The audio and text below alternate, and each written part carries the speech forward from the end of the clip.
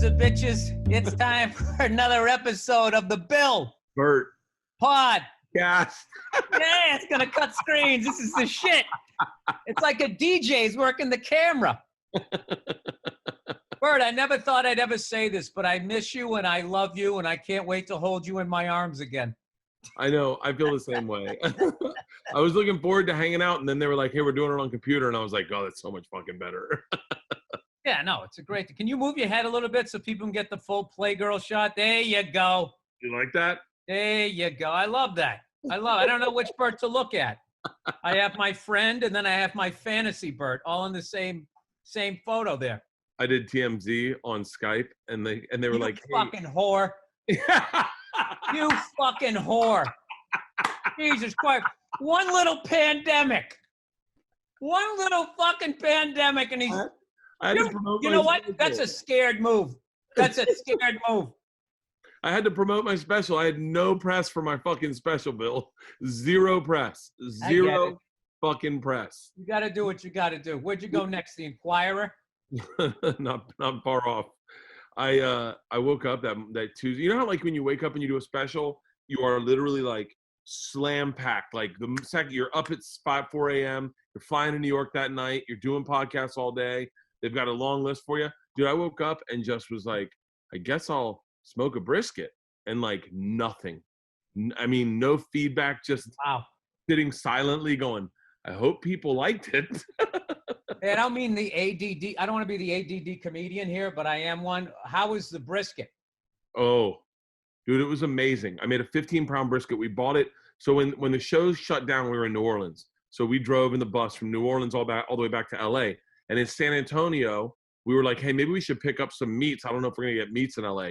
And they had a 15-pound brisket for $30. So I bought it, 17-pound, brought it, trimmed off 2 pounds, smoked it. We ate the smoked brisket. And then what I did is I made an au jus and I cut it, Bill, I put it in the fridge, got it real hard, and I cut it real thin. And I put the slices in au jus with some onions and made those Italian beef sandwiches for the girls, dipped them in the au jus. Oh, it was out of this.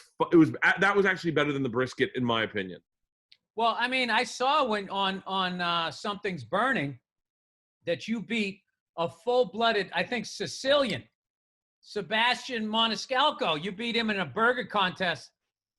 You could see he was hurt and that he was going to have to answer to some family members. That was a real look on his face where I love Sebastian. And I was like, oh man, I had mixed emotions. I was happy for you, but I felt bad for my buddy Sebastian. There's got to be a rematch. I want to see Sebastian Bert part. It's got to be a trilogy, like a great heavyweight fight. He wanted to win so bad. Like you could see it. And he bought all his own ingredients. He literally had a patty maker, and Roy Choi wanted him to win. He said to him, he goes, I wanted you to win so bad. Your burger just tasted horrible. He said it tasted horrible? It was so, I took a bite. It was so like, it was too, you know what it was? You ever see those people that they're writers, they're not comics, and they go on stage and it's almost like they've got all the functions of comedy down, but there's no pizzazz. There's no razzle dazzle to it. And that's what that burger tasted like. Now mine was the exact opposite. Mine was, do you know those comics in New York when we started that had no act, but man, they could fuck a stool like crazy? That was my burger. And so my burger, I cooked it in bacon grease. It was just. Oh, that's steroids, man. Come on. It was like 4 patties. I covered them in mustard, cooked them in bacon grease. It was such a good fucking burger. But yeah, the look on Sebastian's face when he lost was like he was just. I saw it. I felt bad. I was just like, fuck. I was like, that really hurt him. I think he could have handled a bad set better than he handled losing that burger thing to some animal from the near reaches of Florida. The Sarasota kid coming out of nowhere. You got to teach me how to smoke. Smoking seems like it's to smoke a brisket or whatever. It just seems like once you get it down, it's almost easy. Am I crazy? Because you kind of set it all. Once you know how to set it up and get your temperature, you can just walk away from it, get hammered. Yeah. get into a fight with your wife, make up, fall asleep, have another kid, and then you come back and it's falling off the bone, right? There's two types of smokers. You got the pellet smokers, which are no-brainers. Like no-brainers. That's like a Rectech or Green Mountain Grill or the Traeger. And those you just literally you got an app on your phone, you type it in, put it in, and then you're set. All you got to do is put some thermometers in it. Then you've got the ones that are awesome are the green eggs. You put a green egg and you put some smoked chips in a green egg, and man, you are running. It's like watching. It's like, do you remember when you first got your baby? I have a green egg. Do you remember when you first got your baby and that first like week, you'd wake up in the middle of the night and make sure she was still breathing? Yes. That's what a green egg's like. That's what smoking in a green egg's like. You're just going back there going, let me check one more time, and then put it, then you're moving things around. I used to, with Georgia, I'd lift her arm up and let it drop to make sure she was still sleeping, like a WWF. And then she'd go, oh. Yeah. On that third one, she'd work the crowd, right? She'd wait for the second time. You're like, oh, she's going to lose, and then the little hand comes up. Dude, that was my favorite fucking thing ever. When the Hulkster's hand wouldn't come down, and then he started nodding his head, and his mullet started going. He started walking around, and every hit made him madder. It was like it was giving him energy. Dude, did you guys? You have brothers? Were you guys into wrestling? Yeah, I used to talk to Patrice about this, and we used to practice the moves on each other, and you do them for real, and you get like hurt because you didn't know how to fall. And I remember Ivan Putski, the Polish Hammer. Yeah. Like we didn't know he had his hands like this. We put our hands like this, and you throw somebody coming off the rope, and you do the hammer fist to him, and all your fingers are like, yeah. You just go down, back body drop. First time I threw up my back, this kid, Robert Swinimer, my 4th grade class, put me in the figure 4 leg lock. And I was trying to get up to get myself out of it. And that's the first time I threw up my lower back. 4th grade. Unbelievable. The figure 4 leg lock really fucking worked. It was like a legit, like when they put pressure, you'd be like, fuck. Yeah. Your kneecap felt like, or your ankle, something was going to give. But it was both your bones. They're using your own ankle bone, if I remember correctly, to crush your kneecap. I remember we were in the outfield. Like the kids I grew up with were really, really redneck kids. And we were in the outfield at the baseball field. And like probably we were maybe like 11 years old, 10 years old. And I got put in the camel clutch. Do you remember the camel clutch? Oh. That's where both your arms stretch. Yeah. were behind their legs. And they had your chin like this. And someone came up and cut my hair. What? And I know. And I remember I remember being like, I could get out of it, but I was like, we've got fucking scissors. I don't want to get stabbed in the eye. You know, like you were 11. That's a very intelligent move. Yeah. And I was like, just let it happen. So I don't give a shit. I wanted to spike anyway. And so I remember my dad, we got in the car and my dad my dad found out about it. When he found out about it, he was in the dugout. He went, what the fuck? Like, what? And then we got in the car and he looked at me like he was so let down on me. He goes, you let him cut your hair? And I was like, yeah. And he was like, you have no, like, you didn't want to stand up for yourself? Like almost. And I remember just sitting there going, like, I didn't get stabbed in the fucking eye. Like, what if I fought back and now I had one eye? I remember thinking to my dad, I'm more proud of you, son. To get out and walk, you piece of shit. I knew you were just like your mother. I'm leaving you and your whole family. Put that in your fucking act, you 11-year-old hunk of shit.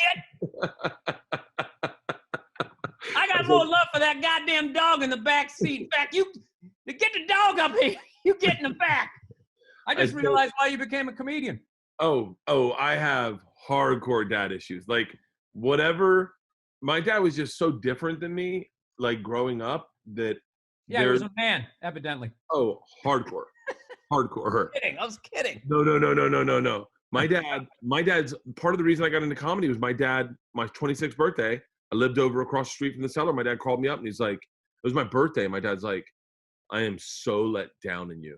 He's like, you're a fucking embarrassment. And I was like, well, it's my birthday. I thought he was going to call to wish me a happy birthday. I was like, it's my birthday. He was like, I know it's your fucking birthday. And he's like, you're just an embarrassment. I perjured myself. He had been in court. And the judge had said, how's your son doing in New York? My dad said, good. And he was like, I perjured myself to that. But my dad gave me the break-off speech you could ever get from a dad. Like you have no humility. I raised you wrong. I fucked you up. You don't know how to succeed. You'll never succeed. You won't listen to anyone. You think you're right. You think and it's because you're white, you've never had to work for. I mean, it's like the break off speech you could ever get. That night on my birthday, I got a job working or the next night actually, I got a job working at the door of the Boston Comedy Club. Wow. It was Now, awesome. did he know? Wait, were you already a comedian or no? No. I had moved to New York. I said I wanted to be a comedian. I was hanging out at the Boston, hanging out at the Cellar. Like hanging out, but not doing spots. Going to like maybe Collective Unconscious or Surf Reality, doing spots there. Surf Reality, man, that was a wild room. Yeah, that's back when South of Houston was that was shady down there. Fuck yeah. Faceboy used to run it. You remember that guy? I just remember one of them did an amazing, like, it should have been in like a movie. He was this guy did a whole one-person thing imitating this sadistic roommate he had. Back when New York was New York and you moved there, you didn't know anybody. You get a fucking roommate. You could literally be moving in with like drag queen, serial killer, just fucking lunatics, drug addict, gang member. You have no fucking idea who you're going to move in if you didn't know anybody. Yeah. And he did this whole thing where he imitated his sadistic friend. And then when he like pushed it to, I just remember I watched it. I was just like, dude, that was like an Academy Award, like little vignette from a movie that I saw. And I remember I got so inspired and also at the same time going, should I pack my bags and move back home? Because I am nowhere near whatever the hell that just was. But anyway, let's get back to this. So your dad said all of that stuff to you. Now, you were already going to do that. But was that the kick in the ass you needed? Was it like a Bobby Knight thing where people on the outside are going like, that Bobby Knight takes it too far, but then you talk to the players and like, dude, I'd run through a fucking wall for that guy. Was it something like that? Yeah, it was perfect. It was the perfect speech. I've said it to my dad a number of times. Like, that speech changed my life because I had no humility. I thought the plan was you'd sit in the back of the club until one day they're like, hey, we need someone to get on stage. And then they'd tap you on the shoulder. You'd go up having never really done stand-up. You'd murder. And then they'd be like, hey, you're one of the guys. Yeah, you're one of the guys. And so I went there. I talked to Louis Schaefer and I was like, hey, my dad said, go there and say, I'll do anything. I'll mop up. I'll put up chairs. I'll flip burgers. I'll do whatever you need. But I want to be a comedian, anything to get me in the right path. So I told Louis Schaefer that. Louis Schaefer told me to go home to Florida. So I just went home that night, went out for my birthday, partied at the McDougal Ale House underneath my house. Why did he tell you to go home? Because it was Louis Schaefer. He was so mean. Louis Schaefer, not gay. Louis Schaefer, go home. You know what you should do? Go home, go to Florida, learn how to do stand-up, come back. And I was like, no, that's not. So I went back. I called my dad the next morning and I said, so I did what you said and I told you I was right. My dad's like, you're not right. No, that's now you go back tonight and you say the same thing. You say the same thing and you go back the next night. You go back for 1,000 nights in a row until he gives you an opportunity. And you start doing it at all the clubs. And I was like, Dad, that's not how it works. He goes, it's not how it works for you because you've been given everything in your life. But I guarantee you, if you're a young black kid in Harlem and you need an opportunity, that's how it works for him. And he's like, you're no better than him. You go in, you say the same thing. So I went back. My dad is a really smart guy. My dad lost his dad at 13. What happened, Bert? Bill, I have no fucking idea. I wish I could fucking find the part where I veered off. And wait, you started to say something. You said your dad what? I cut you off. Sorry. Your dad what? I don't know. You were saying, shit, now the listeners are going to get pissed at me. You were saying, you're no different than a kid in Harlem. I said, wow, your dad was a really smart guy. Oh, yeah. And then he just said, go back the next night. So I went back the very next night. And I said to Louis Schaefer, listen, he goes, don't acknowledge that you talked to him yesterday. Just go back and say, hey, my name's Bert Kreischer. I want to be a comic. I'll do anything. And then when he cuts you off, explain to him, you'll be coming back for the next 1,000 nights until he gives you an opportunity. And I went, okay, Dad. And I'm like, I'll do it, but it doesn't work that way.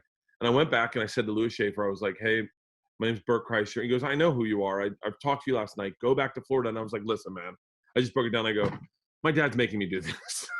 I go, I'm going to be here for 1,000 fucking nights until you give me an opportunity. I go, and I explained to him, I was like, yesterday's my birthday. My dad just fucking reamed my asshole. And I was like, I need an opportunity, Louis. And he said, if you work in front of the club, there was a guy named Andrew that used to do it too. Do you remember Andrew? He used to hit his head with the mic and it would turn all red. He was like a Bronx kid, white dude, Jewish. Andrew Schwartz was his name. And so. Oh, yeah. Yeah. And Louis is like, if you go out with Andrew, if you can bring in like 20, 25 people, I'll let you go on after Godfrey. You know, Godfrey went on at like fucking 1 a.m. So I was And like, Godfrey murdered. yeah. So I was like, at least it's an opportunity. So I go out in the front. 2 things happened that night. I'd met Patrice in passing, but Patrice was cheese checking bitch, like cat calling women, like damn bitch, you got a fat ass. And I was working the door, and he was with like Bobby and Jim, and I just said, and I'd never seen cat calling before. I remember going like, is that supposed to work? And Patrice was like, what? I go, does that work? And he was like, man, shut the fuck up. And I was like, I just wouldn't do it that way. And he was like, oh, how would you do it? And this girl walked by, and this girl was like probably like 33, real pretty. And I said, by the way, I'm talking to everyone on the street anyway. I go, hey, my name's Bert. I said, hey, you look like you had a rough day. How about I take you for a glass of wine and we talk about it? And they laugh. She says no and walks away. They start making fun of me. She turns around, comes back, and in front of them says to me, I'll take you up on that glass of wine. And they're like, whoa. No way. And I say to her, Bill, I said, I can't. I go, I just got my dream job. Like, this is my dream. I want to be a comedian. I can't walk away from this. And they looked at me like, what the fuck? And I was like, I can't. I can't. And No way. They made fun of me. And then Louis Schaefer sticks his head out and he goes, I brought these 3 Puerto Rican guys in, one of which was going to jail the next day. And I had sat them in the front row, okay? Oh, no. And they were like, and he looks out and he's like, you want to be a comedian? Come up. Karen Burgreen is crying on stage. He gets Karen off. They had been fucking assaulting her like from the front row. I get on stage. That was Boston. I get on stage and they kind of like me, but they're busting my balls. I bust their balls back. They step on a joke and I go, hey, listen, in my set when it says, and the dumb Puerto Rican speaks up, I'll point to you. And the place goes nuts. I light them up a couple more times. They walk out. I don't have any material. I can't do any fucking jokes. I bomb after that. Lewis comes back and he's like, you can work here every night. $25. Get here at 7. Help me unload, put the chairs down, bring in people, and you got a job. And I did Tuesday, Wow. Wednesday, and Thursday night. That's quick. Yeah, that was quick. It was Tuesday, Wednesday, and Thursday. And then I could get spots on David J's show Monday night because Dimitri Martin and I started there. And then 6 months later, I started doing weekends. You want to hear my journey in there? Yes, I do. Also has Patrice. Oh, nice. So we've been doing stand-up in Boston for like, I think I started 92, and he started towards the end of 92. So after a couple of years there, you figure out Boston quickly that there was just these killers that weren't leaving. Yeah. So there was a glass ceiling you couldn't break through. You were fucked. And then if you killed too hard, you could annoy. Some of them were a little prickly. Most of them were cool. Some of them were prickly. You'd actually get hurt if you were killing too hard, making it difficult. They'd start counting how many times you said fuck or whatever. They'd find a reason, right? So we're like, okay, and Joe Rogan, who we missed. Joe Rogan there was there so fast, went to New York and then went to LA and then got on this short-lived sitcom that he was headlining the Kowloon. And he came back and I saw him at the Kowloon, didn't have the nerve to talk to him, but he fucking murdered. Did you know him you didn't know him at the time? No, I didn't know him at all. And so there was 2 guys. There was Anthony Clark and there was Joe Rogan. And they were both young guys who somehow started after the Mount Rushmore of Boston comedy was solidified. And they got up to the middle, left, and then came back and were headlining. So we were like, oh, that's how you do it. And I believe Bobby Kelly, when he was with the improv group with Dane and them, Alan the Monkeys, opened for Joe. And they talked to Joe, and Joe gave him great advice. Surprise, surprise. He gave him great advice, telling him you got to leave. So we all started going down to New York. So I used to ride down to New York with Patrice. So I would show up, and club owners could give a fuck about me. What year is it? This is 94. Wow. And Patrice was just you couldn't ignore him. He was just this giant fucking personality. And then he would go down there and he would give the club owners shit. It was fucked. Like I remember when we met Kerry Hoffman when he was with Stand Up New York. I was like, Hi, Kerry. My name's Billy Burr. I'm a comedian. I'm from Boston and all this shit, right? And he's just not, just get out of here, right? And then Patrice would just walk up and make fun of his belt. He's like, I thought you club owners down here were making all kinds of money. And then he'd be like pointing at his outfit like, I'm just not this. I'm just not. And he just, and the other comics that didn't even know him would just start laughing at the club owner. So then I was sitting there. So then I'm thinking in my head, like, oh, that's how you get in here. You just be rude to these people. So I'm like, oh, I'll try on the Patrice coat, see how this thing fits. And then I just say something wise. Thank God it was a New York Comedy Club. And the guy's like, what the fuck did you just say? So Patrice laughs at me. I'm like, Patrice, what the fuck? These guys won't even look at me like, dude, when I tell you they wanted nothing to do with me. They wanted nothing to do with me. And I was asking Patrice, he goes, Patrice goes, Bill, you got to understand something about me.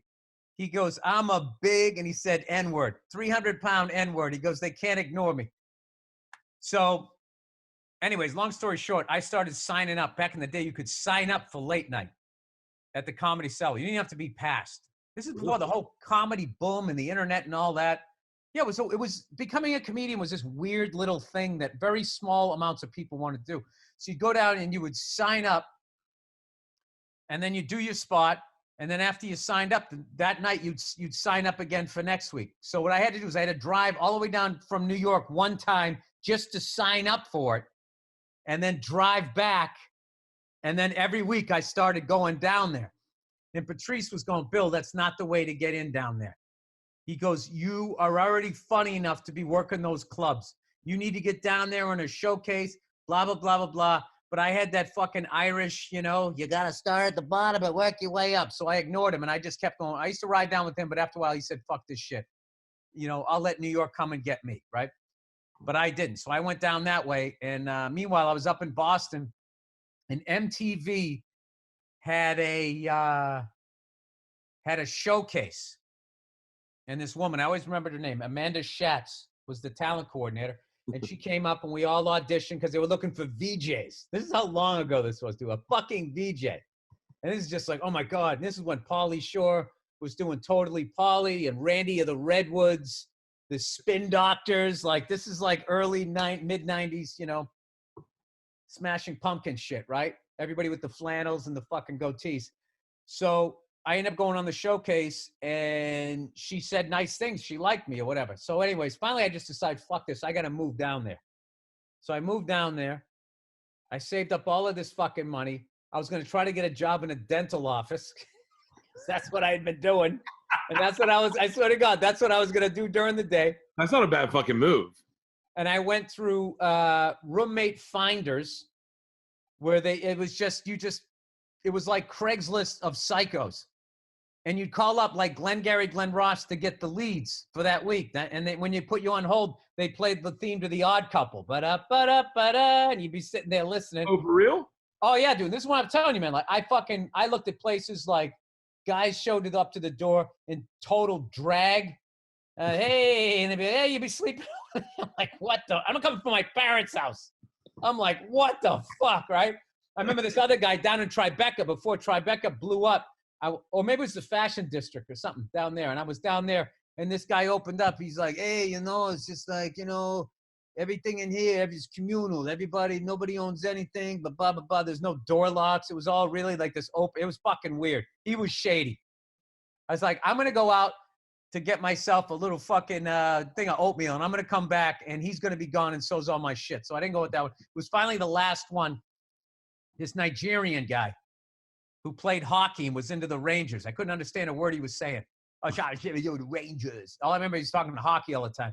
So I fucking get with him. I move in with him, walk through bedroom and all that. And then, dude, for like fucking 6 weeks, I am just going up to Lucian at the comic strip. Hi, Lucian. I'm Billy Burr. I'm a comedian for Bob. All right. I already have enough white guys. I have plenty of white guys. And I would always think, and I'd be like so dejected, but I would think, I'm going to get in at these fucking places. And I just kept going around and around and around. They hated me at the Boston. I was known as Patrice's friend or Dane's friend.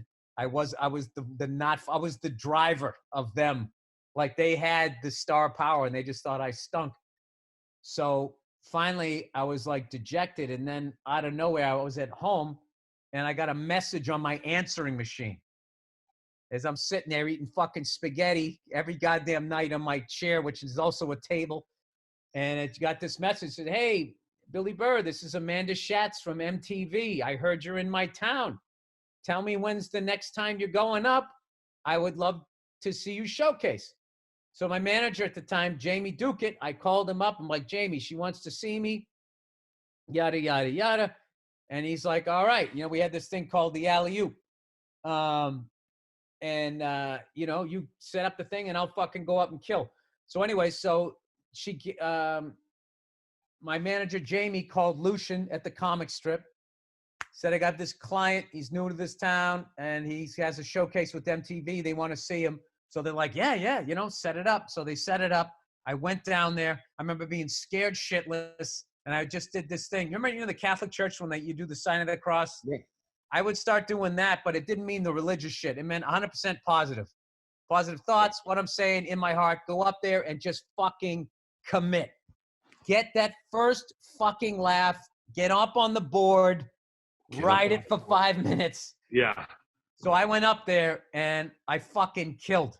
I had a great set. And do you remember your opening joke? No, I don't. But I was anything that was on there that was murderous. I was doing a whole thing about sponsoring a starving kid in Africa, and how I never saw him. And it was a whole scam and blah. I don't remember how the bit went, but that fucking killed. And it was a great sort of like, I'm a white guy, but I have a little bit of flavor here because I'm sponsored. I had some Africa shit in there. Like I knew what I was doing. It was just like, all right, because I was from Boston. I was used to all friggin' white people drunk and shit. So this is so fucked up. This is how charmed a life I lived. So I do it. They, you know, goes great. Never really hear anything from MTV. So it just so happens like a week later, I just stumble in there just to show my face again. And I came walking in. I think I told this on this show. I came walking in. They said, oh, Billy Burr. They're like, you're on in 2 comics. I was like, what? He goes, yeah, you got the 935. It's like, oh, I had no idea. And the guy's like, Jesus, thank God you didn't miss. I just happened to walk in. And evidently, Lucian saw me and gave me but there was some sort of miscommunication between my manager. I don't know what happened, but I just happened to walk in there. And then once again, and it was just like, and then the person got off and then all of a sudden I was on. And then that one, it happened so fast, I didn't have time to be nervous. And then I just went up and then I was in at the comic strip. And then I just started doing sets there. And I remember the big thing there was I went on after Mitch Fatel. And for some reason, everybody was just like, you know, that fucking guy, you can't. And I went on after him and I killed. And Michelle Garb, you remember her? Yeah. Yeah, Michelle Garb was like, you just went on after Mitch Fatel. So then I was in. And once that thing happened, somebody vouched for me at the Comedy Cellar. And then I got in there. And then they slowly started to fall. But like I had like a good, like, I moved there in September 95 and all of that shit didn't happen till like January of 96. So I was just sitting there by myself with my roommate watching the Rangers and shit. We ended up being the greatest guy ever, right? We used to rollerblade and shit, you know, the fucking 90s, right? And I remember I was just watching my bank account going down and down and down. And I kept thinking, I got to get a day job. I got to get a day job. And then I got a couple of gigs here or there. My manager got me into the Lake Ontario Playhouse, opened up for this guy, John DeCrosta. I remember all of this shit. And then I started getting spots around town. And then my mindset went from, I need to get a day job to, I need to get more gigs. And that's when I officially, I felt, became a professional amateur comedian. When my mindset went from, I'm leaving the Matrix and I'm doing this shit and dick joke thing for money. But I was really, I had no coping mechanisms either during that first year or two in New York, where if somebody said you sucked, that thing, I absorbed that. It went right into my heart and then into my, my bloodstream, up into my brain. And I would just be laying there in my little fucking bed at night, just playing that on a loop. You suck. You suck. You're not funny. You should go back to Boston and all of this shit. So it took a while to kind of learn how to shake that kind of shit off, and by a while, I mean about 12 years into the business. Wait, how did you get passed at the store? Oh, the Comedy Store. I went up when I was living in it. Okay, then after I was there. At the time, so in 97, 98, you did the sitcom with Molly Ringwald. Yeah, no, that was 96. 96. And then that one, that was short-lived, and I got taken up to the top and then slammed back down to the bottom. And then and I saw you. Then I stayed. Then I was. I saw you on third. Yeah. Then I was bi-coastal. Yeah. So, and what I really wanted to be was I wanted to be a comedian in New York. I wanted to be one of the guys in New York that other New York comics watched. I didn't want to be on a sitcom. I just ended up getting on one, and then I got exposed to that level of success. And then in my head, it's like, well, I got to get on another one, rather than being like, all right, well, that was a weird thing that just happened. I mean, dude, it was all of 4 months. I got it in like July. We started shooting in like August, and it was off the air by December. Wait, did you went on tape in New York? Yep. And then they flew you out to LA. You tested for the networks in LA? Yep. And then you would go to network, and I went to network. I went to network with Moon Zappa, who was great. I'm a huge fan of hers. She was fucking great. Yeah. And with Lauren Graham, and Lauren got it. Lauren Graham, like Roller Girl?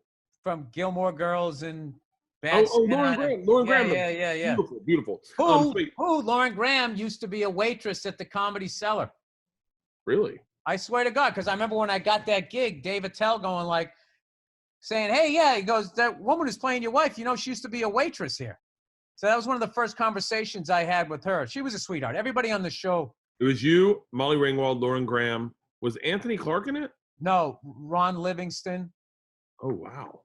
No, and everybody on that show, except for me, right after that, immediately went on. Like, I remember Ron Livingston, when we were off the air, Ron Livingston said, yeah, I got this movie coming out. It's getting a good buzz called Swingers. And we're like, oh, yeah, we're going to check it out. And all of those guys, like, it's funny that I never met those guys because he was hanging out with them. Now you're friends with all those guys. You hang around long enough, you end up meeting everybody. And then you realize you did shows with people, or like you were at a party that they were at. Yeah, it's real like, whatever. So, I'm off track here. Yeah, so I got lifted up. Dude, I was at like the Improv, and they named a sandwich after me. The Billy Burr something or other. I'm just like, dude, what the fuck? And I hated all of that because I was not ready for it. And because they were looking at like, this young kid came out of nowhere. I was in the business 3.5 years, and all of a sudden I was on a fucking sitcom. And Anthony Clark was on Boston Common. That's Seinfeld right. Shot on that lot. Sybil, Men Behaving Badly. Dude, it was fucking nuts. And you could like walk from like, you just walk in, dude. This is pre 9/11. Like I remember one of the PAs just said, hey, you want to look at the Seinfeld diner in his apartment? I'm like, yeah. And we just cut through their little studio thing. And I was looking at it. No cell phones. So there was no internet, none of that shit. It was internet. 27 years old? 28. Holy shit. So, yeah. So, and making crazy money. And then it all fucking went away. So then, and right when it ended was December. So then we go into pilot season. Was after that. And I just wasn't ready, dude. And like, I remember after like 6 weeks, my manager going like, hey, all right, man, go out there. And, dude, get a call back. And then I first felt like that pressure. And then people Ooh. at the clubs going like, you getting anything? Did you book a pilot? And pilot season came and went, and I didn't get one. And then my sandwich went away at the Improv. Oh.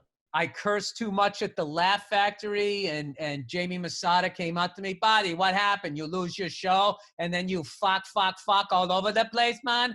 And I laughed thinking he was joking, and that little fucking cocksucker, who I love now, stopped giving me spots.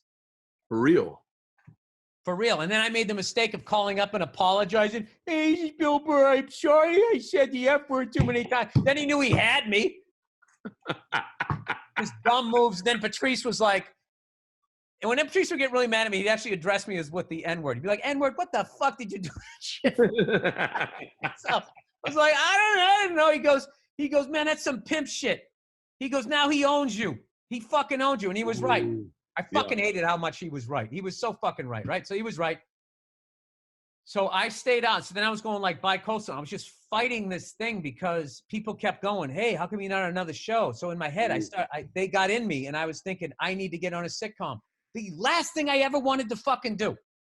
Yeah. Be on a fucking sitcom, right?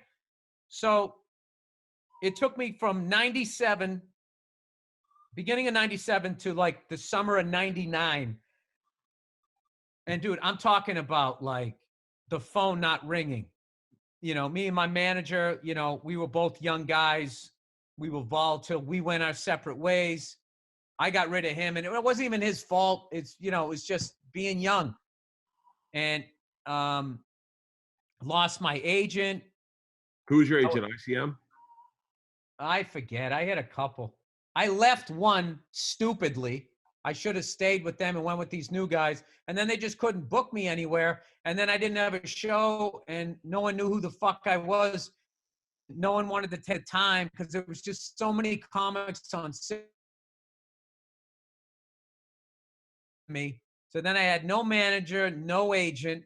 I got unincorporated with the fees every year. Ooh, I got unincorporated once. Keep going. Yeah. And I went all the way back down. That is a moment that is, it seems like a white privilegey moment, but man, it sucks. I got unincorporated too. No, dude, there's a lot of rappers out there can tell you that fucking story. I got unincorporated. I moved back to New York, back to my walk-in bedroom, because I never gave it up. I rented it out to Bobby Kelly. And now I moved back there, and Bobby Kelly was. And I just said, fuck this, because I was like, what did I want to do? I wanted to move to New York. I wanted to become a great comic. I wanted to be able to do white rooms and black rooms and all that. So I moved back to New York. Within a fucking week, I was hanging out down to Boston. I got to know Talent, my favorite fucking people in this business. He put me up on a Sunday night. One of the hottest rooms I've ever seen in my life. Ever. Yeah. If you go, it's a wine bar now. If you go in there and you touch the walls, you can still feel the heat from that Sunday night show. Will Sylvince opening, Talent fucking host. Will Sylvince hosting the New Jack portion, and then Talent hosting the other thing. That show, I learned about that show through Patrice because they wanted him to do it. First time I went in there, it was fucking packed. Okay? Whoa. I felt like I was the only white guy in there. I felt like I was in a fucking Wu-Tang video. Right? It was like, and to me, that was my only experience with something like that. Yeah. Just hanging with Patrice. He was the one who told me that first Biggie tape. Yo, you should pick this up. Right? So I picked that because I had all my white rap tapes, like Ice-T and all of that shit. He was throwing it out the fucking window. So he got me into all this shit I should be listening to. So we went down there, and what was crazy was I was looking around, and I was just like, this tourist going like, oh my God, this is New York City. And the way everybody was dressed, they looked like the people in all the rap videos that I had been watching. It was so like beyond cool to me. Yeah. And an unknown Chris Tucker, like he probably Fridays was just in the can. Yeah. He fucking went up, and when I talk, just imagine that guy at the height of his powers in that room at the height of like, but people listening to this thing, the Sunday night at the Boston Comedy Club, if you killed on that night, and it was one way or the other, you either killed or ate your dick. You walked out of there either wondering, how am I not as famous as Eddie Murphy right now? or why did I ever think I should ever even be in this fucking business? So Chris Tucker went up and was just riffing. I remember he riffed something about being a boss and eating something, telling somebody they were fired. Like that was the level of the premise, and he murdered with it. And it was just such a level of performance and everything. And I just remember thinking, and then they wanted Patrice to go up, and Patrice was like just coming down to check it out. And I could tell Patrice was nervous. Yeah. You know, and I was like, you know, which a lot of the times he was, which is what made him great, was his talent. And then that instinct, all the great ones had that vulnerability. So that became a goal of mine. I was like, I'm going to get in down here. I'm going to go up on the show. And I knew I'm going to fucking kill on this fucking show. And then I got that sitcom, and it just threw me off track for 3 years. So then I came back, unincorporated, living with Bobby Kelly. Both of us with all of our childhood issues almost fucking killed each other, dude. It was like two rescue pit bulls put in a walk-through bedroom. And Akeen had he had the lease, so he had the bedroom. And he would come walking through, and like, he just had the lease. And he had his smelly hockey shit. He had his smelly hockey shit, and he would leave it out on the hockey bag out in our fucking shitty it was the worst kitchen ever. With this overcast gray linoleum with big chunks taken out of it. There was a hole in the floor this big where like the Polish guys who ran the place, when they used to go downstairs to fix the boiler, Bobby Kelly used to fuck with them. They'd be like, fuck you, man, fuck you. And then Bobby would be upstairs. He'd be like, America #1, Poland #6. And they would be shoving fucking screwdrivers and they would act like they were really fucking mad. And we had there was this piss yellow fucking dirty sink. It was and his fucking hockey stuff. So then I was back there.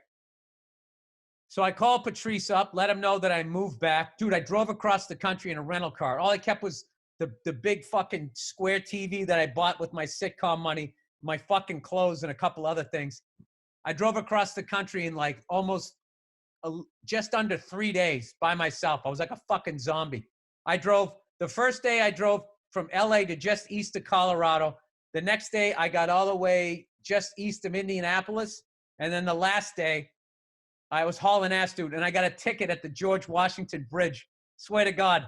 And I tried to make a joke about that to the fucking, the cop. Like, you know, it's funny. He's like, George, he didn't give a shit. Just gave me the ticket. So that's when I got back there, and I called up Patrice, and I was telling him how, he was like, you move back? I was like, yeah. And I told him I got unincorporated, and I didn't have a manager. I didn't have an agent. I think I might have just started working with Barry. And even then, Barry just hip-pocketed me. And Patrice was just like, damn, Bill. I mean, I know I'm struggling out here, but at least I feel like I'm moving forward. And once again, I didn't know how to be like, what the fuck did you say to me, you fat fucking hack? I didn't know how to go at him. And I just let that sink in. I'm like, I'm not moving forward. Oh my God. And I was just in this funk. But then I went back to New York, and then that's when I became me. It's like, I'm not Billy Burr. I'm Bill Burr. I just did Billy because I thought it flowed better with my last name. Because Dane Cook told me that Bill Burr didn't sound like a famous guy's name. Anything anybody said, if you told me to wear a wig on stage, I would have fucking done it. I was so fucking insecure.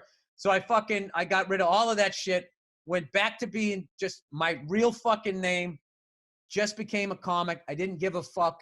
And then I met all these great comics, talent, Drew Frazier, Gerald Kelly, Rob Stapleton, Capone, all of those guys. Oh man, just so many Freddie Ricks. I'm trying to there was just so many guys. Fucking A.G. White. I just got to know Smokey, all of those guys. And I was doing all of those shows while doing The Cellar. And that was a big moment of growth for me, where I learned how to just, at first as the white guy, you do your crossover material. And the more and more I did it, the more I was just trying to be, no matter what room I go in, this is my act. And I really worked hard on that. I was thinking the other day, I should go back to doing some of those rooms some more, when this fucking pandemic isn't around. But I think we were supposed to read some reads a long time ago. Dude, I've never told that whole fucking story. So, Bill, I used to do, before I want to hear how you got past at the store, but I used to do therapy on Skype. I stopped because I was lying because I was afraid someone was going to get a hold of the camera and then post my therapies online.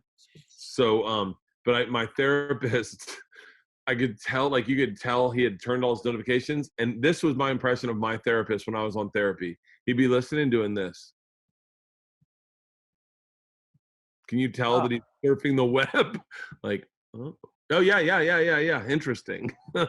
Yeah, that's a tough job, dude. Can you imagine just sitting there listening to people bitching about their childhood all day long? Oh no, when I started therapy with him, I had said I'd had issues with another comic that had come out on like a big podcast.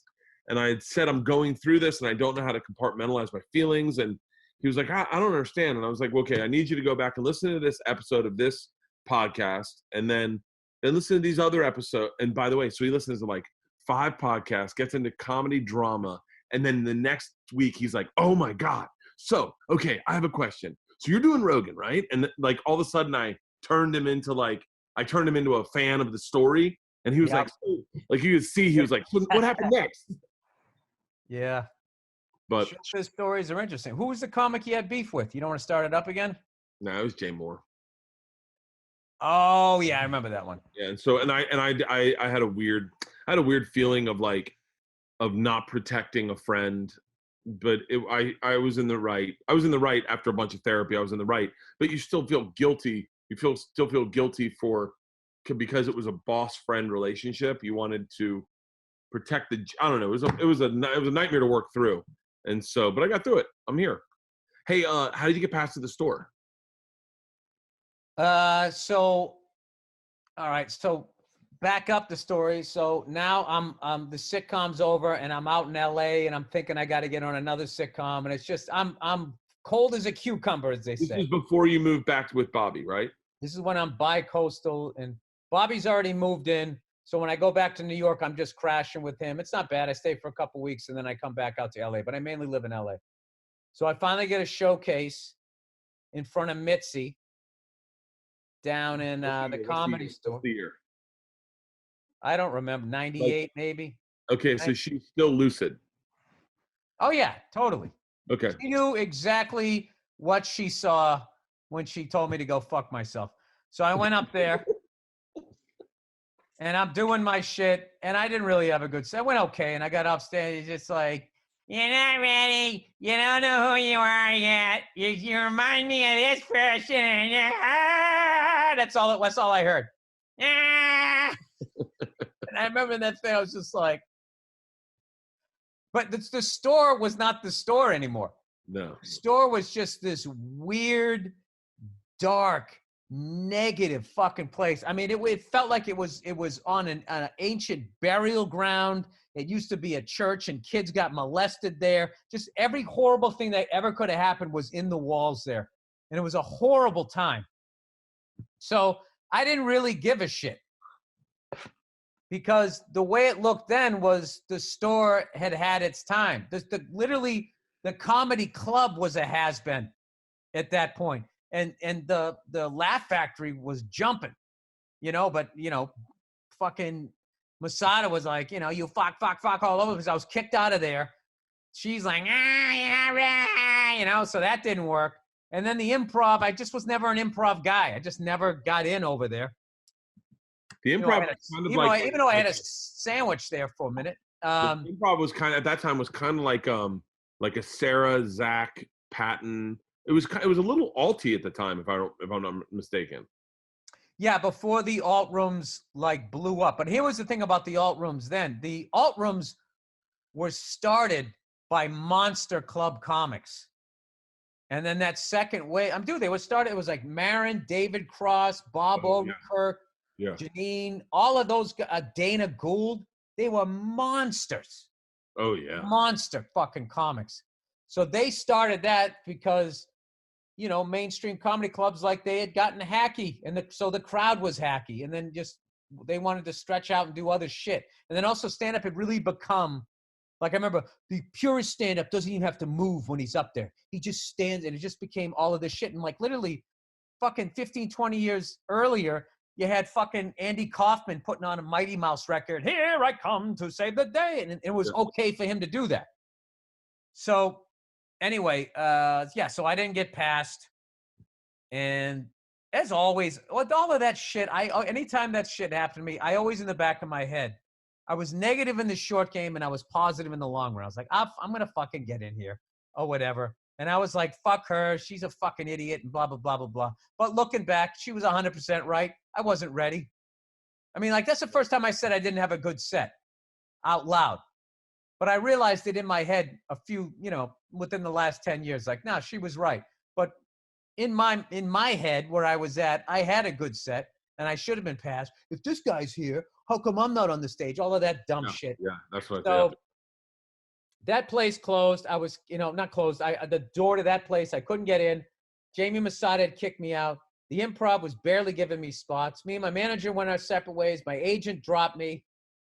And I was just drying up. And I was just all of these great years where I could have been on stage doing, back in the day when New York was New York, 8 to 10 spots on a Friday, 8 to 10 spots on Saturday. And that's when New York was the place before LA took over in the last 10 years. New York was the fucking place. And they were just sharper. They were just better. They were getting those fucking reps. And I remember LA comics coming to the Boston and being like, and it was so clear that they had not done New York comedy. Like they'd open with a setup and you'd be like, that's not how this works. Like you gotta dress the fucking energy in this room. Like it was, I remember, I almost said their names, but I remember one very famous LA comic coming in and was like, so I got in the car the other day and everyone's like, huh? Like, and it was crazy. No, there was in defense of those LA comics, there was like uptown New York City comics afraid of the Village. Bobby Kelly used to call them the sweater comics. These comics that hung out at the uptown clubs, they had their sweaters, they were clean, they were trying to get Letterman. Yeah. And then it was clear to me, though, what was going on downtown, specifically the Boston Comedy Club. In 94 and 95, you're talking about a young Dave Chappelle before even like Robin Hood Men in Tights. Yeah. Brewer had Brewer a year before he gets SNL. Jay Moore, Red Johnny and the Round Guy. Dude, it was fucking Murderer's Row. DC Benny, Ian Edwards. I mean, they Greer Barnes, Jeff Ross. I mean, all of Louis C.K., Dave Attell. It was fucking insane. Nick DiPaolo. It was fucking insane. And I just remember when I would come down there, I always remember, the Spike Lee when the background moves, but the character doesn't. That's how I would feel when I walked on that stage. And I would just, oh my, that room had my heart for so fucking long. I was defeated before I even got on stage there. So, so then I ended up coming back and I just sucked it up. And I was, back to watching my bank account again and just hustling. And, I got a college agent, which was my saving grace. I mean, it was Ario Artist. And then Scott Bass and Chris Schuler went their separate ways, and then I went with them. And I remember that was the first time like an agency was fighting over me. Oh. And Ross Ario was calling me up, and I remember he had this real gravelly voice. He goes, "I'll tell you, if you get with me," I remember his voice went all the way down. He's just like, "You get with me, I'll book you like a motherfucker." I almost had to hold it. What the fuck? And then Scott was just like, "Yeah, Billy, I can get you in Aberdeen, South Dakota." So I worked all of these fucking. Yeah, that was such a weird. I was so fucked up a person then, and I hurt 2 or 3 women really bad, broke 3 hearts during that period in my life, and I'll never forgive myself for it. Although they've all gone on to get married, so now I feel better about it. But like, because I was literally like, if you just looked at me, I was like right out of the Brady Bunch, and I totally looked like the guy you could marry. But I was a complete stealth fucking lunatic. Really? Just, oh, dude, oh my God. Yeah, dude, I was a fucking lunatic. Like I don't even know where to begin. I had no idea who I was. I knew all these things that I wanted, and they were right there, and I didn't know how to just walk across the street and get them. Like, I wanted to get married. I wanted to have kids. And just because of all this shit that happened when I was a kid, I didn't know how to, I learned through therapy, you think it's a mountain that you have to walk up, and you're really a lot of times just stepping up on a curb like, oh, that was it? Like, yeah, because a lot of it lives in your head, right? Like, I remember one time talking to a therapist, and because we were down the cellar one night, we were all talking about getting molested stories, right? Which was one of the funniest nights at the cellar. And we all had them, right? So we're all telling these fucking stories, and we're all crying, laughing at everybody's story. So they were all, it was oddly cathartic. And I didn't really join in because I had never shared mine. I just listened to theirs. They go, Bill, tell us yours. I was like, no. Like, oh, fuck, Bill, what happened to you? Like, no. And I was going like, it wasn't that bad. It wasn't that bad. Right? So then that week in therapy, I went and I told them what was going on. And I was at the comedy club, and all the comics were talking about getting molested. And we were all crying, laughing. And he had like this hurt look on his face. He's like, you were laughing? I'm like, yeah, it's a comedian thing. And he's like, okay. So then he goes, did you have a story? I go, I kind of did, but I didn't really think that it fit in or whatever. And he goes, well, let me hear the story. I go, it's not that big a deal. And he's, so, look at you laughing, right? So he goes, let me hear the story, right? So I fucking tell the story. And then it was the first time I had ever said it out loud. Yeah. And I remember I used to always laugh at people like, oh, I got sexually assaulted when I was a kid. I don't remember. I'm like, how the fuck would you forget that? And literally, I had this story just hovering right to the side of my head as I was walking around being the perfect boyfriend, and then out of nowhere, just breaking up with somebody and just killing these women like an asshole. I fucking hate myself for that. But so I finally tell the story. And then even then, after I said it, I said to the therapist, I go, so, I mean, that wasn't really like molested though, right? And he just goes, would you do that to a kid? And I just go, no, I wouldn't. And then he just goes like this. And then he just goes, just did one of those, put his eyebrows up. And I was just like, holy shit, I got molested. Wow, what the fuck, right? Would you do that to a kid? No, fucking way. No, fucking way I would do that to a kid. And then he literally goes like this. He just goes like this, Bert. He just goes. He had his hands out. You know, that wasn't that bad, right? Would you do that to a kid? No, fucking way. Yeah, no fucking way. Yep.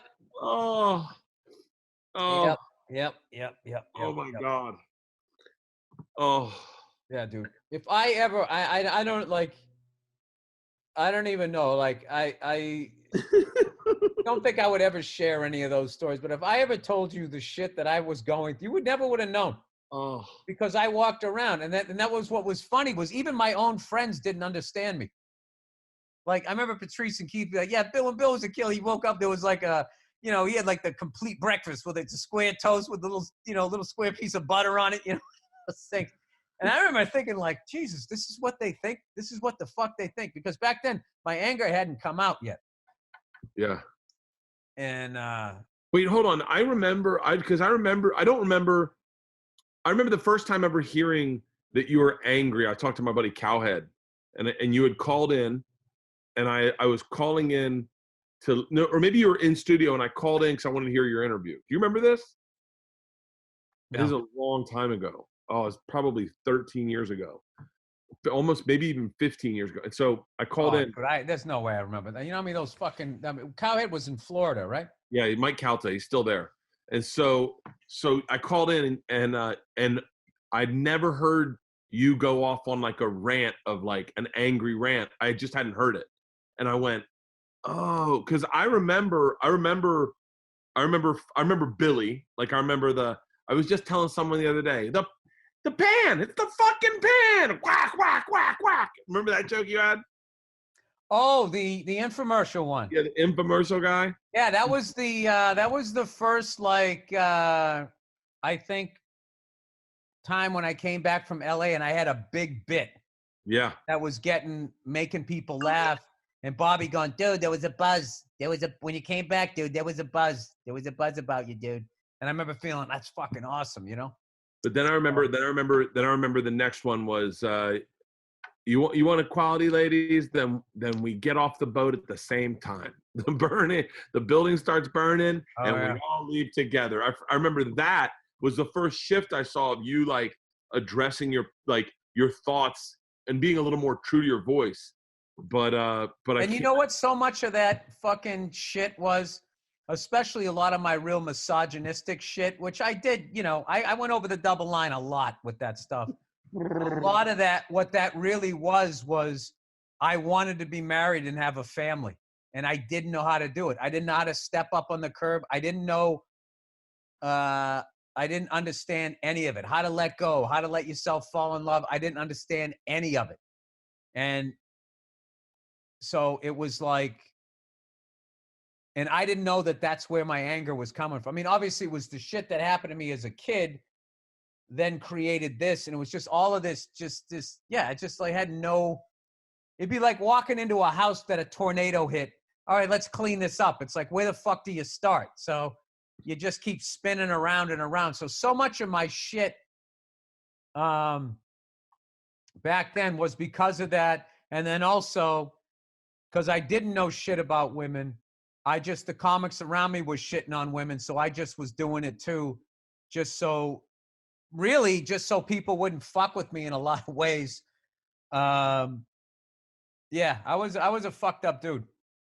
What's interesting is that, like, especially, I think I'm pretty open and honest about all my insecurities and all the fuck ups I had younger and all the like doubt, but I never really saw that from you. I always saw like confidence. Like the only crack in your so did the women I was dating at the time. Like they were like, you know, they get a fucking little while into it. It was like, what the fuck happened to this guy? I gotta move a little bit because I gotta plug in my computer. It's gonna die on me here. Well, why don't you tell me? I never found out how you got passed at the store. I got passed at the store when Why Do I Do This came out. And then I was a New York comic coming out and I wanted to work out and they had all just seen the special. I had done an hour-long special. Well, I had done a half hour on HBO. Okay, hang on one second. You, Louis. That is a drumhead signed by Vinnie Colaiuta. Thank you. One of my prized possessions. You, Louis Patrice, Jim Norton, Kevin Brennan, all did half hours for HBO, correct? Yeah, me and Patrice taped the same night. Kevin Brennan, Jim Norton. Louis. Earthquake. Oh my God, what's her name? From Sabrina the Teenage Witch. Caroline Ray. Caroline Ray. I forget. It was a while back, but I remember I went down when Louis did his. This was right before Louis just fucking ripped off like 9-hour specials in 4 years. Yeah. And he had done a half hour for HBO in 95, and now it was 2005, and he was doing another one. Wow. So that's what I said, Louis, you fucking killed. And he was like, oh, thanks, you know. And he fucking murdered. And I said, any advice? And he said, enjoy it. That's my biggest advice. Enjoy it. He goes, because when I got one in 95, I thought I was going to be doing one every couple of years, and it's 10 years later. So who knows when we all get one another. And I was just like, holy shit. Wow. And Louis was, you know, so much better than me. You know, he was a god. I mean, he was just fucking a man. I was just like, oh my God, if he's thinking this, you know, I was a fucking nobody when I got that thing. So I was just like, and he was a guy that I really, really looked up to. So if he was saying, you know, I thought I was going to get this. It's like, if HBO blew this guy off for fucking 10 years, what are they going to do to me? You know? So that got me in a really good mindset. So I did that. And then I did Why Do I Do This? An hour-long special. Was that Comedy Central? Yeah, and then it went on Netflix. And I was one of the first guys on Netflix. In fact, I remember having, you might have seen this next guy on Netflix, and people would laugh because they they were considered the guys who deliver DVDs to your home, you know? So I did those two things, and I started coming back out to LA, and I wasn't even trying to get past. They just said, hey, we hear you're in town. Mitzi loved your special. Come down whenever you're in town, if you want to work out, come down and work out. And I remember thinking like, wow, isn't that how this business works? Isn't that how so much of my life has worked? When I've tried to go out and get something, when I wanted it, nothing happened. And when I just say, fuck it, I don't care, it just kind of comes to you. And there's a weird thing in life where you have to know when, because sometimes you have to walk up to something. You know, the woman of your dreams, you got to walk up to her or else she's going to walk away. Then there's other times you got to let shit come to you, and knowing how to do that is a, you know, I don't know. It's part of the journey, Bert. It's, you know, Whitney and Chris D'Elia were walking a mule one time, and she was explaining to Chris that, and I wasn't a part of this conversation, I just overheard it, but she was explaining that if you just walk, it'll follow. But if you try to get it to walk with you, it'll never walk with you. And it so defines every chick I wanted to fall in love with me, every casting agent I wanted to book me. Every time I wanted something, I would want it to walk with me. But the second I stopped caring and was like, fuck it, I'm just going to do stand-up on my podcast, that's when everything starts showing up. And you're like, well, fuck, where was this when I was younger? And then I always wonder, did like Nick Swartzen just naturally have that? Like, because Nick, I always look at Nick as someone who has always been able to book or work or get people to love him or be outstanding. And I go, so like, is a guy like Nick Swartzen just born knowing how to get a mule to walk with him? Does that make sense? No, because he came to New York ready. I remember when I saw him, I was just like, wow, this guy is fearless. He was in a Barks commercial, and he was fucking, it was like there are certain guys that you just watch show up and just all of a sudden like get into the double dutch so quick, and I'm sitting on the outside going, I can't even hold the rope yet. Yeah. And then what happens is then you build a big soap opera in your head about him versus you. Yeah. And then you finally hang. I mean, I didn't have that with him because he came along after me, but I had that with guys from my generation who they came in and they were just in, and everything always took me, you know, a little bit longer. But my approach to the business has always been like, you know, after those beginning years of asking for it and then that not working, there just became at some point where, and I stopped giving a fuck about who was booking me. I stopped giving a fuck about having a manager or an agent. I stopped giving a fuck about what other comics were doing. And all I gave a shit about was getting better. Dude. And then when I did that and I just fucking put my head down, and then that's what I did, all of a sudden I looked up and there was something that I wanted standing in front of me, telling me that it wanted me to do this thing. I was like, oh shit, hey, we'd love to have you come to Montreal. Oh, you mean that thing that I stood on my fucking head for like 5 years in a row and you never fucking picked me? And then now I say, fuck you, I don't give a fuck. You're never going to pick me. And all of a sudden, oh, we think you're one of the best up and coming guys out here. It's like, really? You know? So that to me is what's so funny when all of this fucking, you know, toxic white male shit came out and stuff. Like when they describe the journey of the white male, it's like, they're describing the journey of the matinee idol looking white male. Yeah. And you just show up and every door opens and there's no heartbreak and nobody steals from you. Like my favorite fucking thing is like, I saw a thing recently and they were talking about this powerful woman in show business. And all these guys were saying, yeah, what, you know, she was a cunt. You know, she stole and blah, blah, blah, blah, blah, and all this. So of course, you know, this woman comes on and goes, you know, if she was that's just because she's a woman. If that was a guy, they'd be like, oh, great job. You know, that feminist fantasy thing that they put out there. It is so fucking ignorant. It's just like, lady, do you like to get stolen from? Do you like to get yelled at? No, right? Yeah. Neither do men. And just because a guy is yelling at me and treating me like shit and stealing from me, just because he's a guy doesn't make it so. I say, oh, if he had a vagina, then I'd be like, what the fuck? But he's got a dick and balls. Not only am I not mad at you, I actually respect you. It's like, what?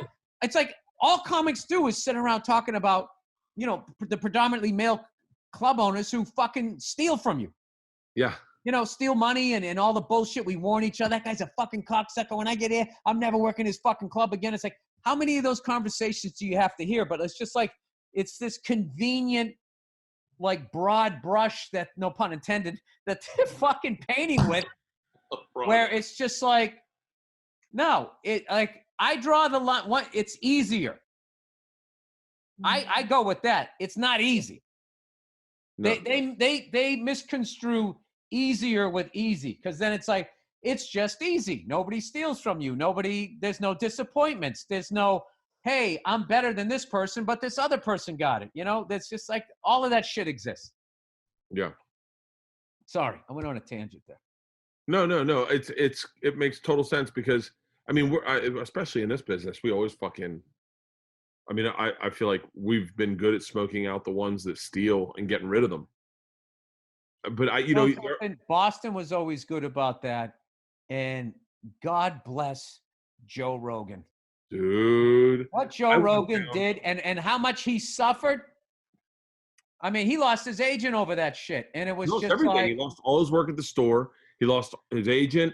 His manager stayed with him, and I would argue, if he didn't do that, like, that was him dying on a hill for comics. And then that gave his podcast so much validity with us that all of us were like, I mean, everyone wanted to be on the podcast. Everyone loved the idea of what that podcast stood for. Yeah, and there was always that thing where, I saw it with the Me Too thing, where it's like, don't get involved. It's not worth it. Hey, I'm podcasting. Oh, shit. Hang on a second. Fucking motherfucker. Oh, hang on. I can always edit around it. No. Leave it in. This is what makes the podcast good. Oh, okay. You can put it in the fridge. Sorry about that. What's going in the fridge? Some provisions, because there's a pandemic out there. So I think we haven't talked about the pandemic once. I like it. Who gives a shit? Everybody's dealing with it. It's boring. What do we do next? Make fun of Donald Trump? Oh, I mean, what's up with this guy? You think? Anyway, so what was I talking about? What were we talking about? Joe Rogan. Yeah, so there was so much of that. There was some of that stuff in the Me Too movement where you saw something that was just clearly, okay, that was just a bad relationship, and it got sucked into the Harvey shit. Yeah. And on everybody was sort of whispering, male and female comments going like, yeah, that's not the same thing. And then everybody's, it's not worth it. It's not worth it. Yeah, it was not worth it to stick your neck out. People were doing that with joke thieves, where they were going like, yeah, dude, don't worry about it. You're going to get yours. Don't get involved in the politics of this stuff. It's all going to work out. And it's like, no, it's not, unless somebody says something. And Joe finally fucking said something.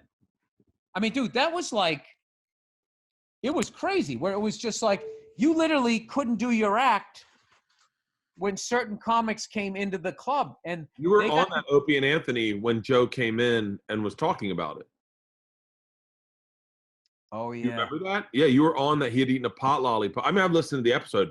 I want to say I listened to it live, because I used to have that little Sirius XM, and I'd get up every morning and go to play tennis, and I'd listen to Sirius XM. He walked in hot. He'd written a blog post about it and was just lighting him up. And you were in Opie and Anthony that morning. And it was like. Yeah, and I remember I didn't know. I was a New York comic, so I didn't know what was going on at the store. But I had heard about it. So yeah. I kind of was just listening like, wow, this is this is intense. This is definitely intense. And yeah, LA was sort of like, for a while, there was this thing where if a comic was bigger than you, could kind of come in and take your shit. That shit, I don't remember that happening in New York. No, New York was, you know what it was? I just think there was just too many good guys. It was a different mentality in New York then, where it was like people were really trying to be themselves, and they were just trying to, I don't know, find their voice. Yeah, And I in remember. Yeah, New LA York. was like you were trying to make it. I need a hook.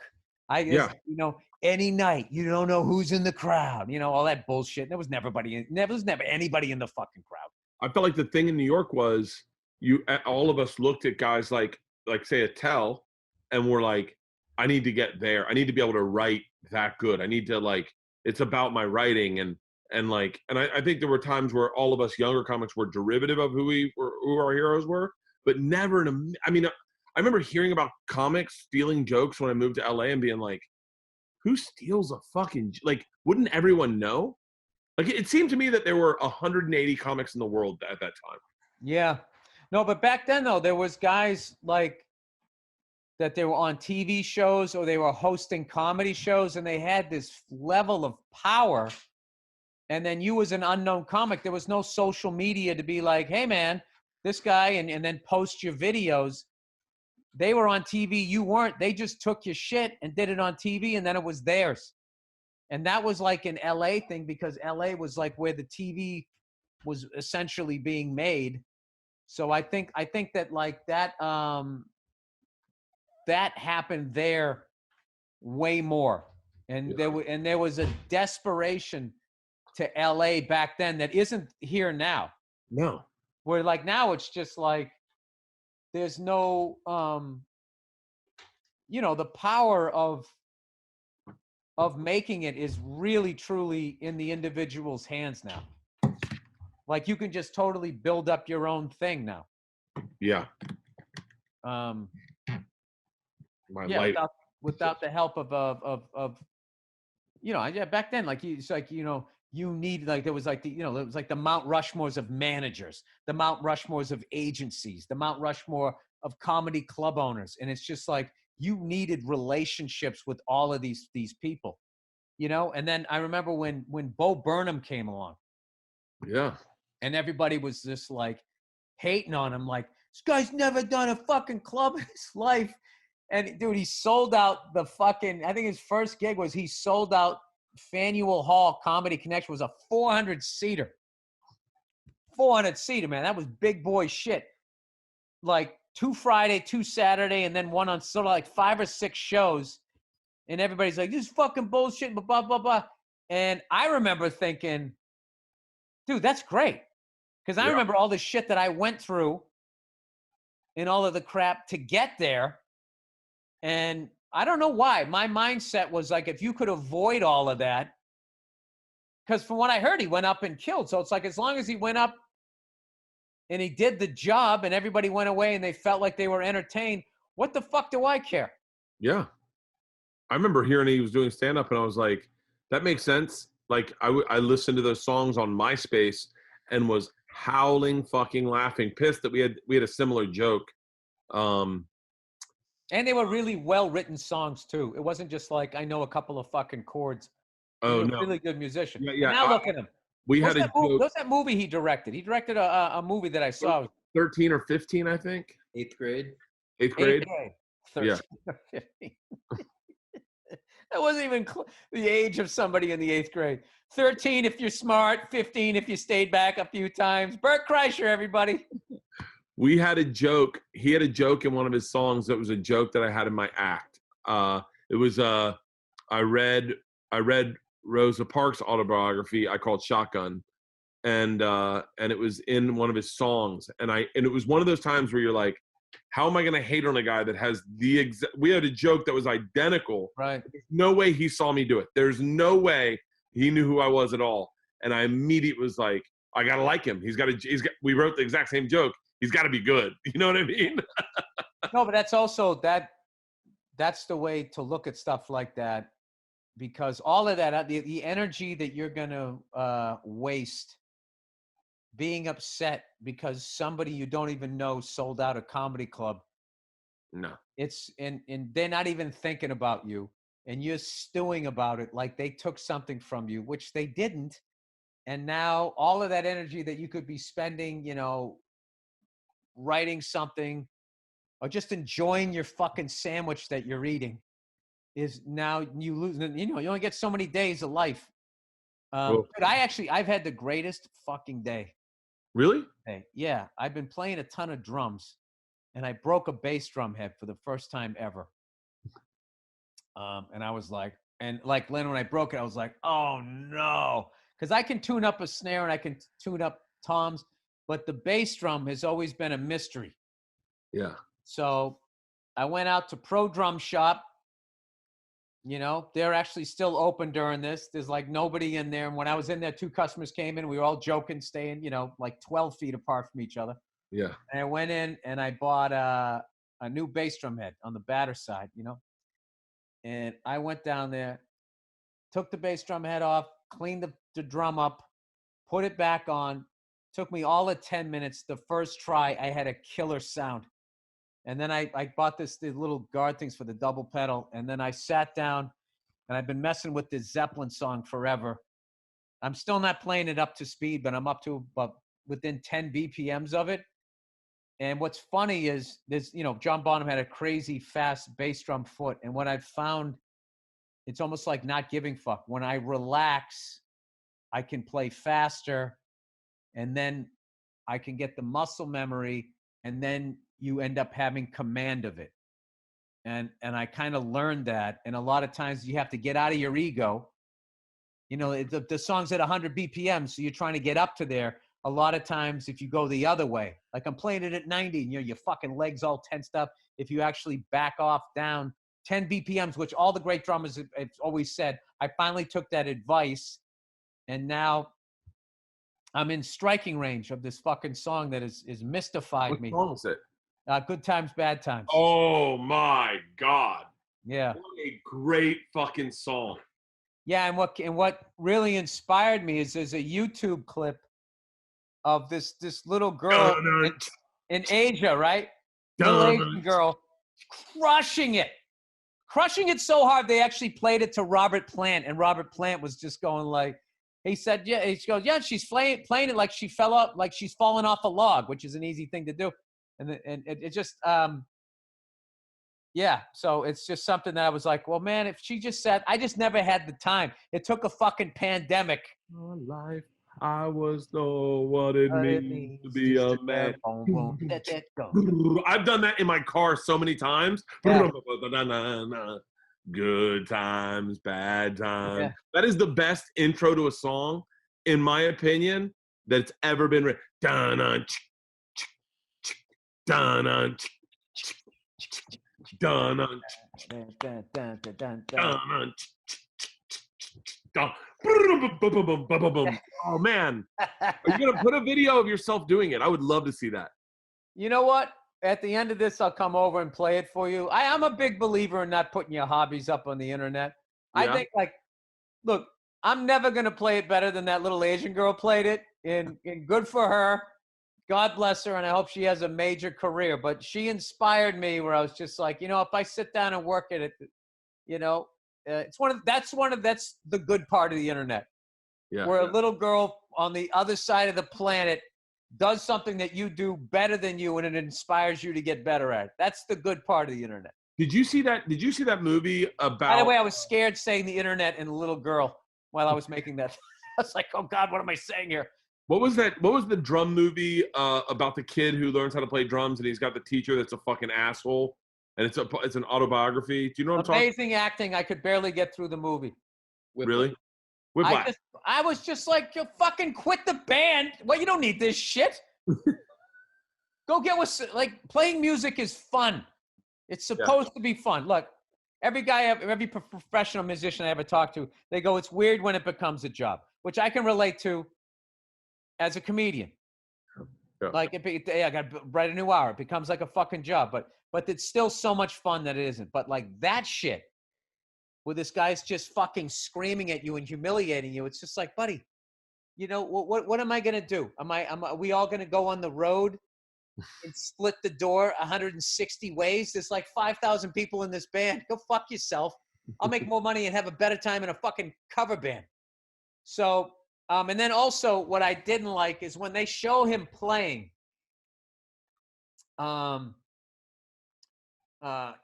he's playing real fast and he's making a face like that, that's poor technique, and he's going to get carpal tunnel. I know it's just an acting choice, but like if you really learn how to play, like the stuff that I've been watching is you're letting the stick.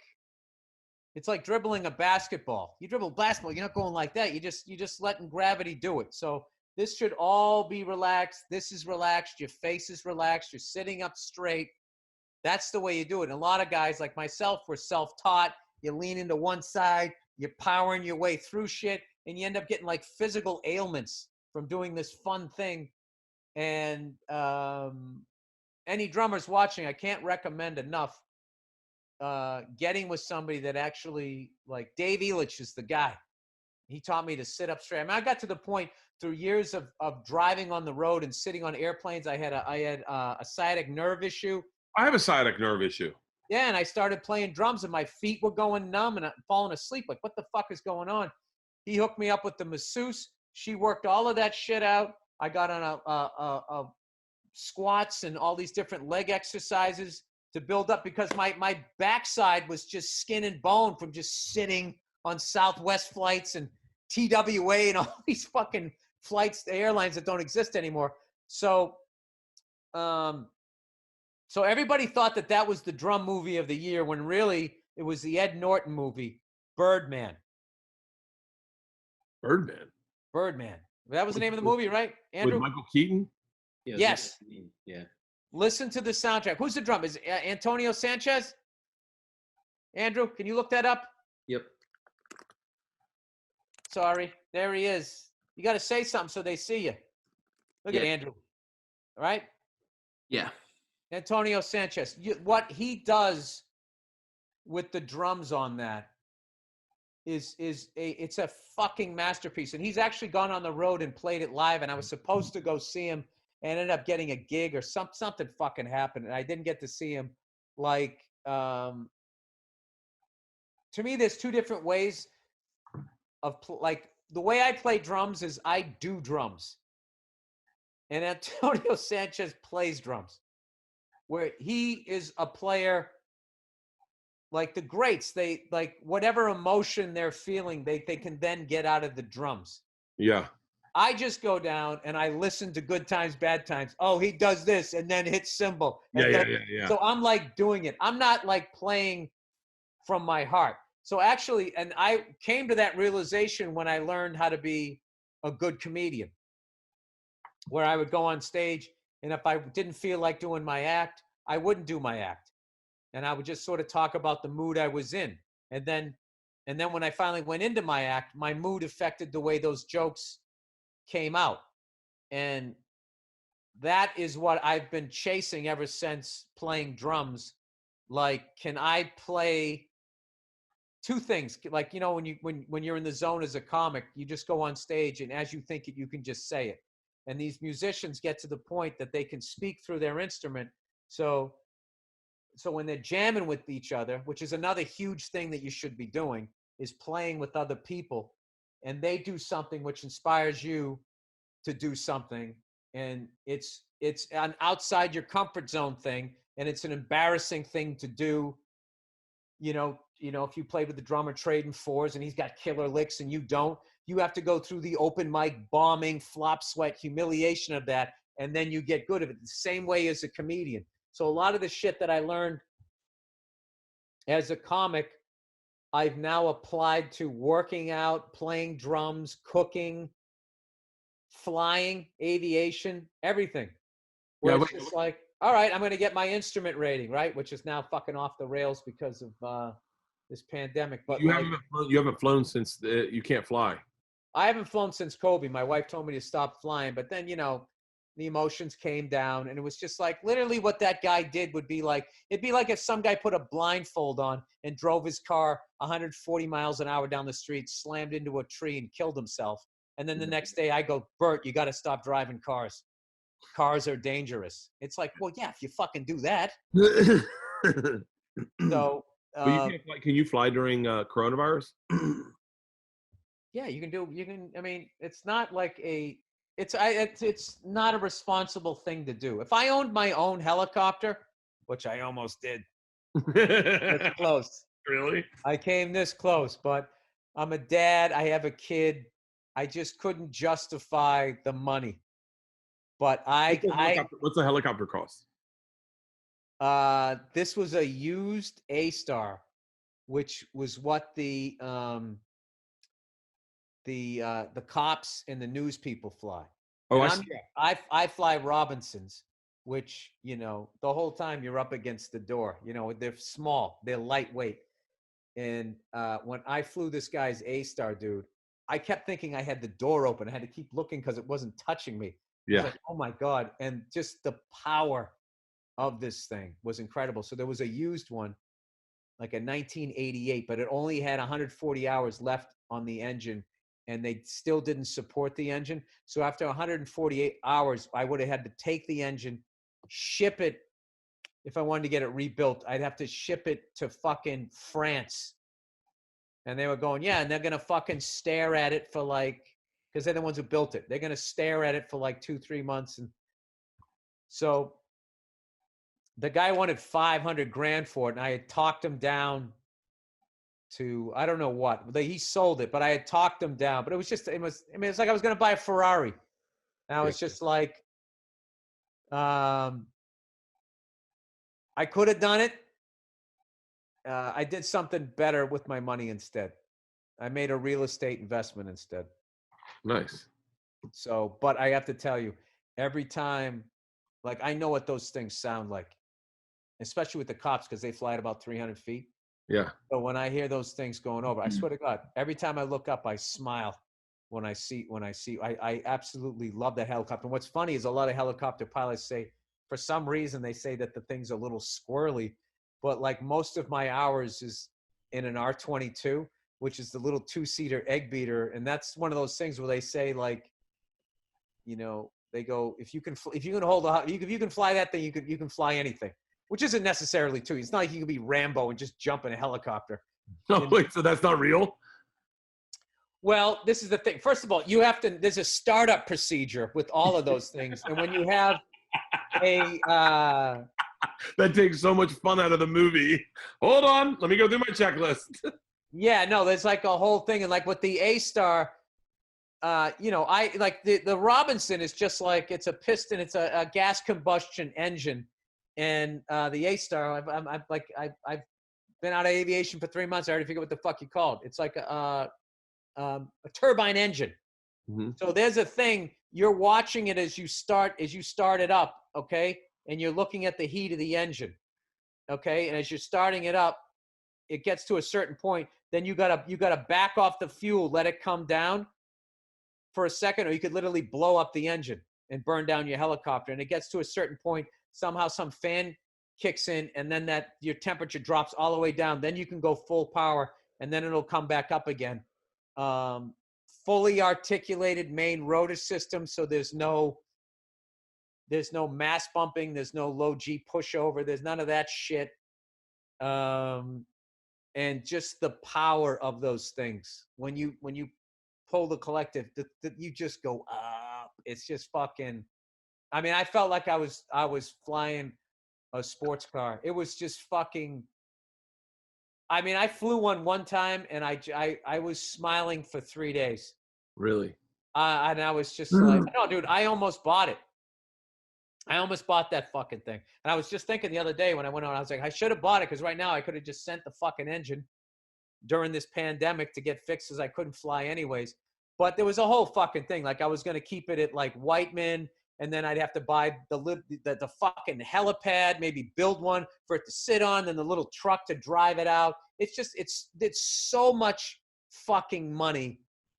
And as a dad, in the back of your head, it's like, or I could leave this for my child, or I could pay for private school grades 1 through 12 and just keep renting these things and look at it as like a hobby and stop acting like I'm in Magnum PI and fucking Tom Selleck needs me. So I had to get, you start selling tickets, you gotta really understand that, like, you're in your heyday right now, and you gotta squirrel some money away.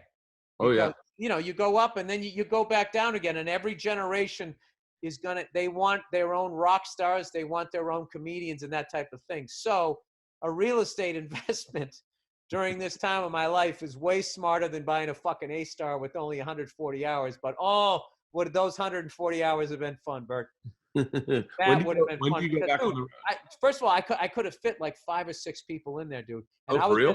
I was gonna get good enough where, like, we flew to Big Bear one time. I flew in a Robinson. Now, Big Bear, I've driven there one time, and it was like it took me like half the day to get there with all of the traffic, dude. We were there in like 20 minutes, 25 minutes out of Burbank. Dude, you don't understand. With aviation, everything is right there. As the crow flies, you get up to altitude, and then you just fly straight to it, and nobody is in your way. Put some snowboards on there. Oh my God. Oh yeah. No, dude, it becomes like, is anybody who owns a plane or flies private, they say it's time travel. It is. It's just like I don't understand comics who fly private because I don't get, how do you keep your gig money? And then they go, oh, well, you build it into the contract. It's like, yeah, but that's your money. Yeah. That's money that would have gone to you. They're not going to just pay for a private plane and give you all the money that they were going to give you. Yeah. So, I wonder how much time, this is a morbid thought, but I wonder how much time Kobe got back on his life by not sitting in traffic. Meaning, like, he died now. I wonder if you were going to stretch that out. You're like, actually, he got another 10 years because he wasn't in traffic. He was flying back and forth on this helicopter. That's a morbid. I mean, yeah, depending on how much you fly. I mean, I bet the quality of life that you have doing that. Like, I used to fly to like Laker games all the time. And if you can afford to do it, it's still a great thing to do. And it's just, helicopters really get a bad rap, and because so many people don't understand them. And all it takes is somebody to do something like that, and somebody's famous on board, and then helicopters right now are like the pit bulls of fucking aviation, where everybody's, oh my God, it's this, it's that, and I always give you shit. You're like, a helicopter, it gets one bolt. I'm not getting on that. And I just thinking everything in aviation is one bolt. Any one of those rivets on a jet comes off and it goes in the engine, there goes your fucking engine. And there's a big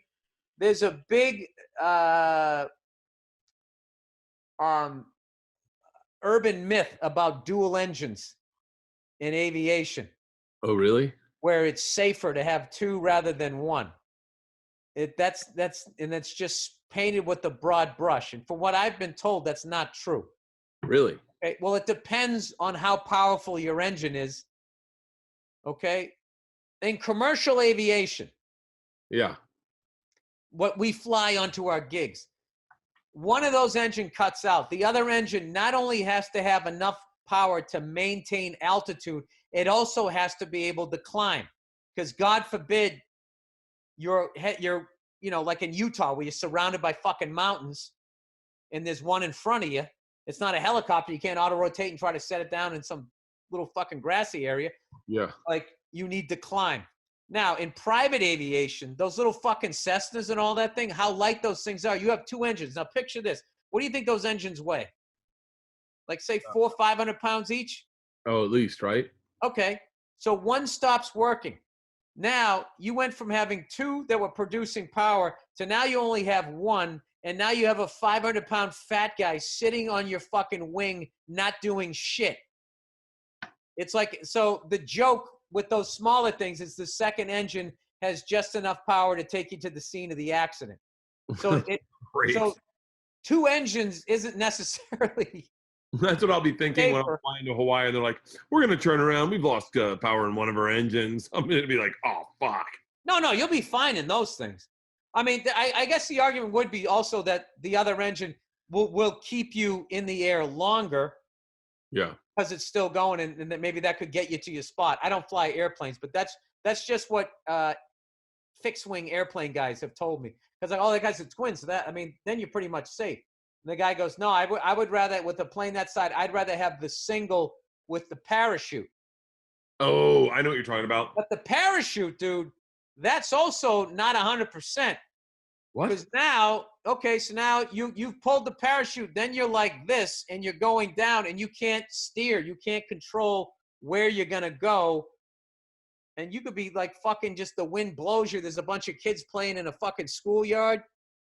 You could be going down into some water. Oh. You could be like all of a sudden like there's like a fucking cliff and you ever see it, the parachute guys hitting you like that, and then the fucking, there's, it's like what's his face in Evel Knievel in the Snake Canyon there when it came out too early. Oh yeah. Yeah, so I mean you could drown. There's all kinds of shit that could happen. It's not for the faint of heart, but like 99.9% of the time, none of that shit happens, and they're so meticulously maintained that driving a car is way, way, way more dangerous. You said that one time. I think you said it on stage. You go, here we are in formation with a bunch of people we're not communicating with on the. Oh, when you drive down the highway, yeah. I remember you they're said texting. They're on fucking in God knows formation. what drugs. Weed is legal. Yeah, dude, and it's like I mean, I don't think you die as much, but you can, like, the odds of like getting paralyzed, really fucked up, is just off the charts. I mean, dude, you drive down all these fucking roads, you see wreaths and crosses all the fucking time. And people go, well, that's because there's more people driving. Yes, there is. And you're right in the middle of it, buddy. Look up in the sky. There's fucking nobody up there compared to the no one up there now. Yeah, you're way safer, I think, in LA in gridlock traffic. The scariest thing out here is the highway when there's not a lot of people out there, because people drive crazy because I think they can finally make time. They don't know how to handle that power. And then they'll fucking pass you 90 miles an hour on the side or whatever. What are you doing? What are you doing tonight? Well, my daughter's she's actually getting up right now. So we're going to go, we're going to ride bikes. Then tonight's movie night. And she's hooked on this movie, Brave, which stars the great Billy Connolly. That's a great movie. One of the great comedians of all time. I got to see him do a 2-hour set in New York one time. Fucking blew me away. And I saw him on Conan one time. He had the funniest response to a groan. He was talking about how to solve the homeless and the hunger problem at the same time. He goes, you feed the homeless to the hungry children, right? So the whole crowd goes, oh, and he just goes, oh, shut up. That great Scottish accent. And they did. They did, and they left.